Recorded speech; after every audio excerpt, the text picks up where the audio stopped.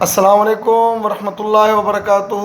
میں ڈاکٹر عبداللہ خلیل، chairman civil society Pakistan, آپ تمام خواتین سے، میری بہنوں سے، میری ماؤں سے، میری بچیوں سے میری گزارش ہے کہ کل جو ہم مقبوضہ کشمیر میں جاری صورتحال پر، جس میں ہیومن رائٹ وائلیشن، انسانی حقوق کی پامالی ہو رہی ہے، اس حوالے سے جو ہم کل ایک بہت بڑا پروگرام کرنے جا رہے ہیں ڈی چوک اسلام آباد میں، اس کے علاوہ اسلام آباد، لاہور، فیصل آباد میں، آپ سب سے میری گزارش ہے کہ گھروں سے نکلے اور کشمیریوں کے ساتھ کھڑے ہو جائے۔ ہم کشمیریوں کی حق خود ارادیت کی بات کریں، ہم ان کے ساتھ ہونے والے مظالم کی بات کریں، ہم ان بچیوں کے ساتھ، ہم ان ماؤں کے ساتھ